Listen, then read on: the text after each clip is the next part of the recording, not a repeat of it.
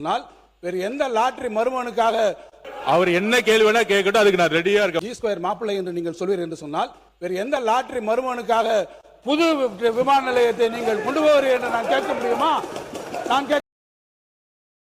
பரந்தூர் விமான நிலையமா இல்லை விவசாயிகள் கண்ணீரானா? எங்கள் தலைவர் விவசாயிகள் கண்ணீர் பக்கம் தான் நிற்பார், இது உறுதியாக சொல்றோம். சொல்லியாச்சு. ஆனால் நேற்றிலிருந்து திமுக இந்த விமான நிலையம் இல்லைன்னா தமிழகத்தோட முதலீடே போயிடும், இண்டஸ்ட்ரி டிபார்ட்மெண்ட்டே இருக்காது. முன்னாள் அமைச்சராக இருக்கக்கூடிய இண்டஸ்ட்ரி மினிஸ்டர் திமுக எல்லாரும் சொல்றாங்க. இண்டஸ்ட்ரி வர்றதுக்கு முக்கியமான காரணம் என்ன தெரியுங்களா? Single window system. ஊழல் இல்லாத ஒரு அமைச்சர், ஒரு முதலமைச்சர், ஒரு அரசாங்கம்.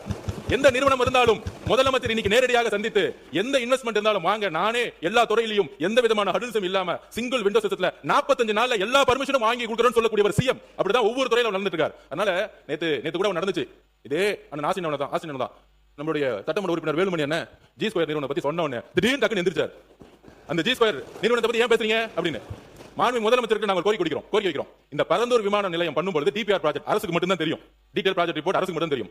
அந்த டீடைல் ப்ராஜெக்ட் ரிப்போர்ட் வரதுக்கு முன்னாடியே ஒரு கட்சி சார்ந்தவர்கள், நான் எந்த கட்சி பேரையும் சொல்லல, ஒரு கட்சி சார்ந்தவர்கள் அந்த நிலத்தை சுத்தி லேண்ட வாங்கி மிகப்பெரிய ரியல் எஸ்டேட் மோசடி நடந்திருக்கு. அதை ரிஜிஸ்ட்ரேஷன் டிபார்ட்மெண்ட்ல சொல்லி அந்த ரியல் எஸ்டேட் மோசடி, இந்த பரந்தூர் விமானம் எதுக்காக உருவாக்கப்பட்டது? இந்த ரியல் எஸ்டேட்டுக்காக தான். அப்ப இதை நாங்கள் பதிவு செய்கிறோம். விவசாயிகளுக்காக, விவசாயிகளோட கண்ணீருக்காக கிட்டத்தட்ட 2 போகம் அங்க வந்து விவசாய உற்பத்தி பண்ணிட்டு இருக்காங்க. 2 போகம் இத்தனை ஏரி இருக்கு, 381 ஏரிகள் இருக்கு. இதுக்காக விவசாயிகள் பக்கம் நிக்கிறதுக்காக தான் இது கேன்சல் செய்யப்பட்டது. தவிர இதுல எங்களுக்கு எந்த விதமான அரசியல் உள்ளீடுகளை எழுதி வச்சுக் கொள்ளுங்கள். 5 வருஷம் கழிச்சு வெள்ளை ஏரிக்கு நாங்க வரதுக்கு ரெடி.